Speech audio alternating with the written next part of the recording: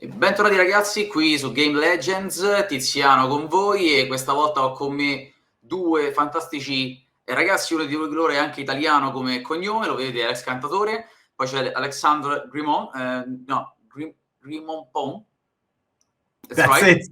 That's Ok, perfect. ok, che credo sia francese a questo punto, are you French? I That's guess. it. Ok. Ora parleremo in inglese, chiaramente farò delle domande sul gioco che è Divine Knockout, in arrivo su Steam, PlayStation 5, Xbox, tutte le console, tranne Switch, chissà perché glielo chiederò. Quindi, sorry guys, nice to meet you guys. Yeah, Nice to great meet you, Tiziano. She's from Italy, and then let's unveil the first question for you, which is, will Divine Knockout be free to play? So Divine Knockout is not going to be free to play at launch. So we're launching with two editions of the game. There's the Founders Edition, which is $25 American, and an Ultimate Edition, which is $49.99 American. The game may at some point in the future be free to play. We aren't really committing one way or the other, but for this initial Founders season that we're in right now, we think the best way to get the game in the hands of people is to treat it as a paid product, because we think there's a lot of content in there. We just took the game to TwitchCon a few months ago, last month, and man, great reception. Everybody just was really excited with what they had in front of them. So yeah, we're excited. There may be a way that you can get into the game for free though. Okay, and what's the difference between the two packages? Yeah, so the Founders Edition version includes 7 characters. And 8 characters, and a skin and some additional, little cosmetics. The Ultimate Edition includes 3 additional god tokens that you can use to unlock additional gods of your choice, as well as an additional skin, some in-game currency, and some other additional cosmetics. I think you get a little title that says you're the ultimate or something. So how can I get heroes in the game? I mean, just by paying with real money, or there is a currency inside the game? It's actually, I think it's even a little bit better than currency. I'll let Alex talk through it, because it's pretty cool. So inside the game, you can get new gods by just playing and basically unlocking levels on the gods that you already have. So the more you play gods, the more you gain levels on them. And overall, your total levels of gods is going to unlock new tokens for you to unlock new gods. So it's really like this nice circle where you explore new content by playing the game the way that you want it to. Obviously, if you want to, you're also able to buy the additional gods with real money. Okay, so let's talk about the game. Exactly what you have to do in the game. So, Alex, would you introduce that? Sure. Diventa Knockout is a third-person platform fighter. Okay. And what's a third-person platform fighter? Well, third person is the first one, right? I think so. I guess. I think so. At least that's what we like to think. So the idea, right, is you play a set of gods, and you can knock out your opponents out of the level, like in traditional platform fighters, except you're in third person. So you're right in the middle of the action. It's a very different set of challenges. Just because you need to have spatial awareness, right? What is around you, like, it's completely different. You need to direct the camera, and so all of that, I think, creates a completely new experience that players haven't been able to sink their teeth in yet. Okay. And it's something that I think we're going to provide a new way to engage with platform fighters overall. The cool things about Divine Knockout specifically as well is we designed that in a very different way than the typical platform fighter, in the sense that you don't have the input complexity that you have in other fighting games. You don't need to press, the stick in a different direction and then X, X, X, Y, and then all of those kind of things. We kind of removed a bit of that complexity to replace it by the spatial awareness that you need to have to be in the third person. So it's very different. It's more accessible, but there's still a ton of depth, right? Because that means that you need to play with the timings and the positioning and how far you are from your opponents, and that's going to dictate a lot of how the combat works. So, for example, if I do an ability with a god and at different distances, it's going to do different things. You need to gauge the distance in different ways. but Yep. you don't have the input complexity. You don't have that barrier to like access the fun of the game. So it's easy to access, but hard to master. Yes, right. The typical formula that everyone is chasing for. Yes, we really try to stick to that and make sure that we really apply this concept in the base foundations of the combat.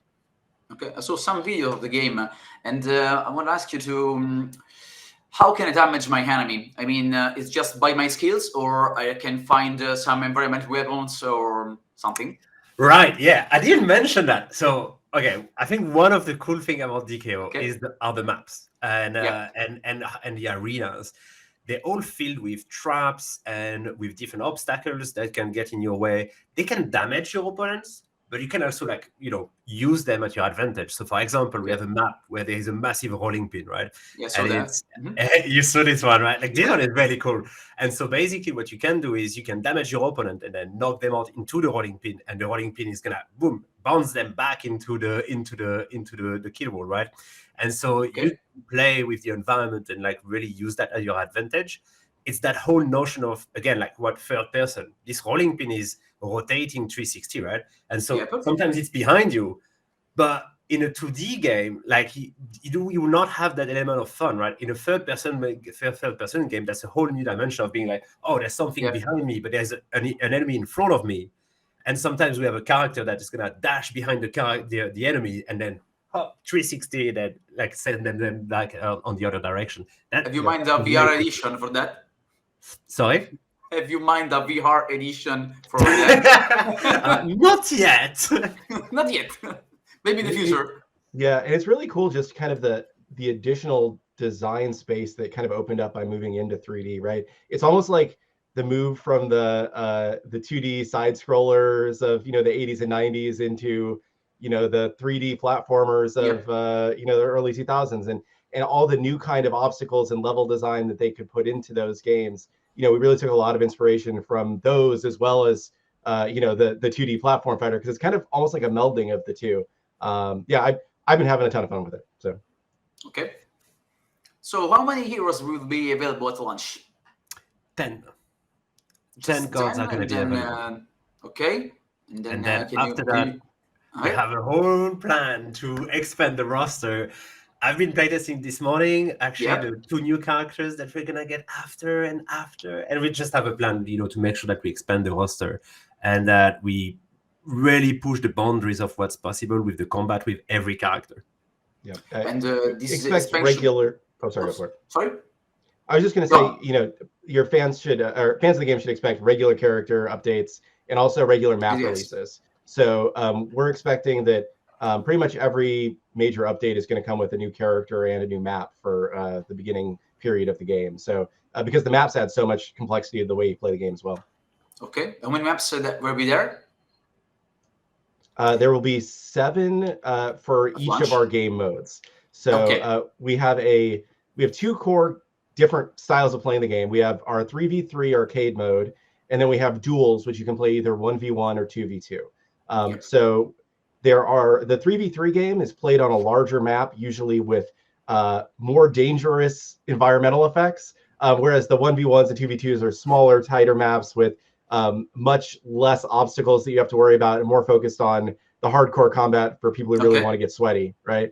But the 3v3s are just so much fun. It's actually so you play it as a best of 5, and you play a different game mode and different map in every round of the best of 5. So maybe you're playing the conventional knockout mode where you just win by knocking your team out of the map. But we also have a King of the Hill mode where you have to control the point. We have an oddball mode where you score points by controlling the oddball.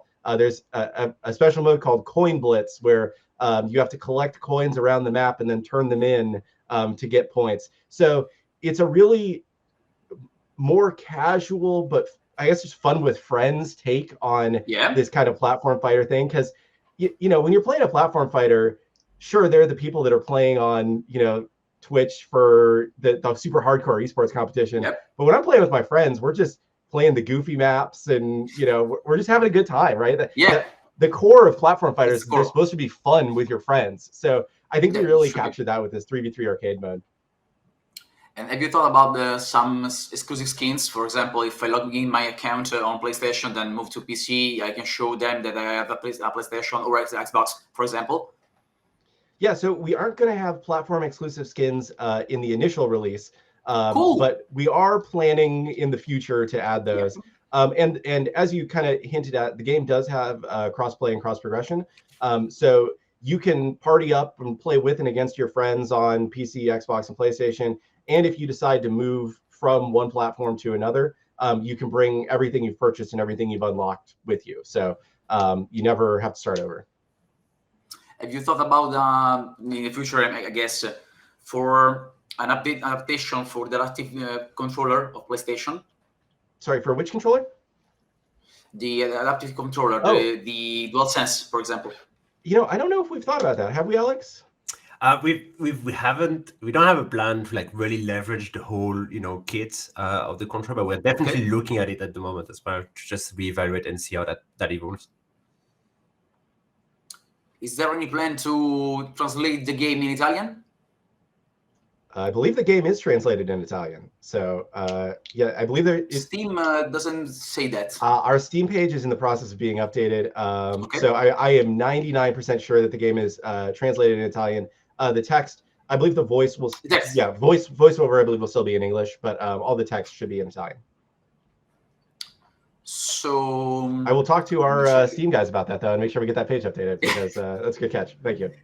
No, it's time to update because the page says that the game will be English, French, Deutsch, Japanese, other several languages, but not Italian. Okay, so well, I will ask about it right after this.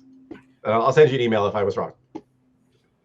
In how often do you plan to release new heroes? I mean, one per month, or for example, like in the League of Legends, one each seasons, something like that. So right now the plan is to really develop the cast of the heroes quite drastically, and so for now what we're thinking is there will be one or two coming very close after launch. And then pretty much every 6 weeks after that, we want to make massive updates on the game and really bring new heroes there. But if I'm being honest, that is also subject to change. It could be much quicker than that. We'll see how that goes. That really depends on the community. There's something about iOS games in general is that we're really paying attention to the community needs and what they want, and then we will make sure to adapt the plan of the live service as they want. Okay, and then will there be a season? Or a season pass, something like that? We're actively working on making sure that there are going to be seasons into the game and that we have a strong live service plan. So that includes plan for probably battle passes. That includes seasons and like themed events. We have quite a strong plan right now for the first year of the game. Yeah, but we don't have the tradition. Sorry, I was just gonna say we don't have the traditional season pass that unlocks all the content in a year currently. We do have kind of these almost more Fortnite-y where there's gonna be multiple seasons within a year that each kind of are their own self-contained thing. So the question was because I know that's a content that a lot of people like to see in the games today, so that's why I asked. And then the changes that I can have on my characters are just aesthetics. I mean, changing the Thor hammer, for example, change the attack of Thor, or it's just visual effects? Purely cosmetic. So all of the skins that you unlock are purely cosmetic. We have a system in game to customize the way that you play, but that is not tied at all with any monetization. Okay, that's cool. Yeah, the talent system is pretty neat. Basically, you select from a number of traits and blessings that you can unlock through playing the game, as Alex said, not tied to monetization, that basically lets you change the way certain abilities work and certain aspects of your playstyle work so that you can really customize to play how you want to play. So as I was saying, this 3v3 mode that we think is probably going to be the most popular mode for the game. One person on your team might say, hey, I want to specialize in being a more supportive version of my character. So, maybe normally I have a jump that when I land, it gives me speed. But now maybe it gives everybody on my team in the area a speed up. So basically, you can kind of mix and match these different traits and blessings to kind of create your own play style and find how you want to play. And one thing that's really important to us as we were designing the system is that you start the game with each character with a full loadout of traits and blessings, and you're never at a statistical disadvantage against somebody because you haven't played the game enough. You start on the same playing field as everybody else. So, but basically, based on the talents, my torque could be different by yours, and yeah, exactly. So you can customize the way that you want to play the character and build multiple loadouts for the same character, and you can select the loadout that you want to play at the character selection screen. And so every game you can change the loadout, you can change the way that you want to play the character. And after the fight, I win something or just the points? Yeah, so we have a full-on progression system for every god. So for every god, there are 20 levels, and each level include unlocking some boosters, including unlocking some currency as well to unlock some cosmetics. You can unlock talents, so to be able to customize your gameplay even further. And also unlock a mastery skin, really to make sure that when you arrive on the arena, everyone knows you've played that character a lot and you're really good at it. That's really good. And then that's what I found for the character. But a level of account, I mean, I get currency or something like that. By winning, can I be the MVP or something like that? Right. So so for the accounts progression, I think we have like quite a special take on it. So the idea is that all of the levels that you have on your characters are cumulated, and then the cumulative level is your account level. So the more you play different characters, the more your account level goes up. That allows you to unlock new god tokens, to unlock new gods, right? And so you're constantly being rewarded with the ability to buy new gods just by playing the game in that way. In regards to MVPs and kind of like rewarding skill or good moments into the game, so it's not going to be in the launch version of the game, but we're actively working on a system that makes it so that every player can understand what they did really well during the matches, and you can accumulate those to unlock achievements. So that's something that we're working on at the moment.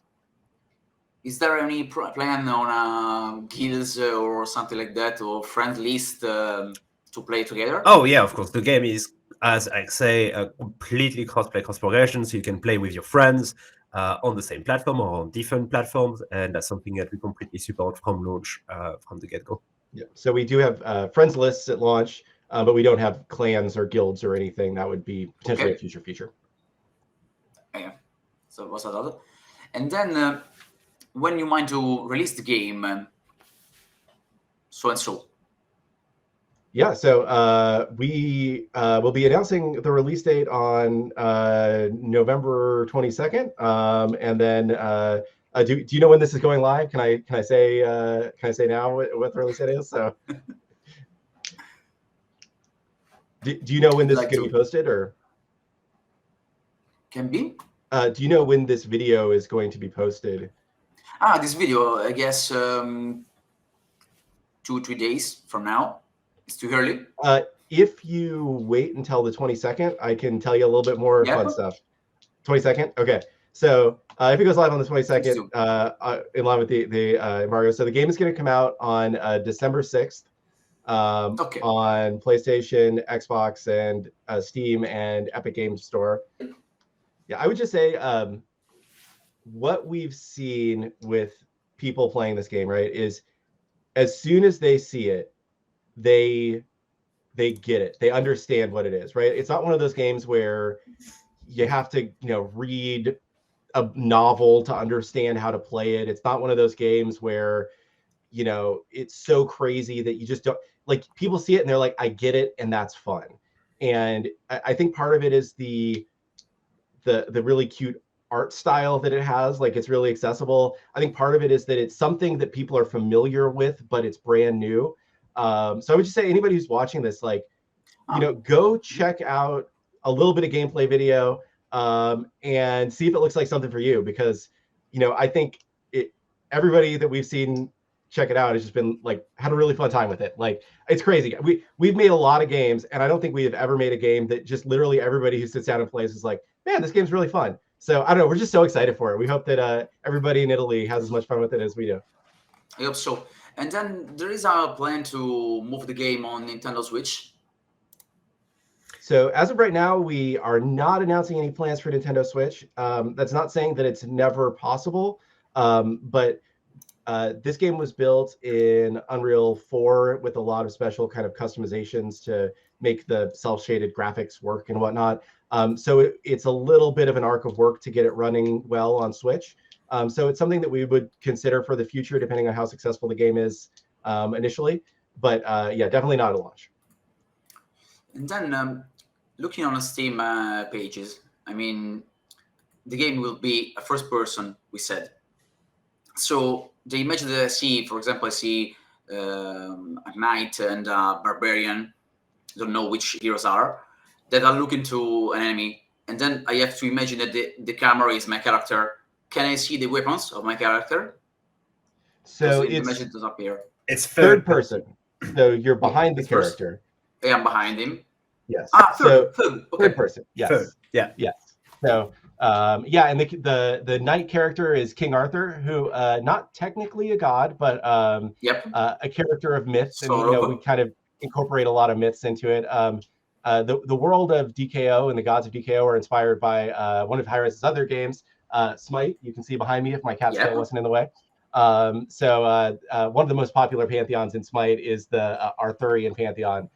So we're pretty excited to bring those characters here. And then the barbarian-looking character is Hercules. So yeah. Okay. And then the other character, just a question. I mean, I guess one of the characters I say he is Athena. Yes. And the other one, which is Japanese, who is him? Sano. So Sano. So like he's really a fast character. Sano, okay. Yeah, so Sano. I know him. Okay. Yep. And we have also in the game at launch will be Izanami from Japanese mythology. We have Thor and Ymir and Sol from Norse mythology. Am I forgetting anybody important, Alex? Amaterasu. Amaterasu. Yes. I'm just smiling because I see your cat. My cat is a terror. I'm sorry. Yeah, so a dog first, and then I'm the cat. So it's amazing.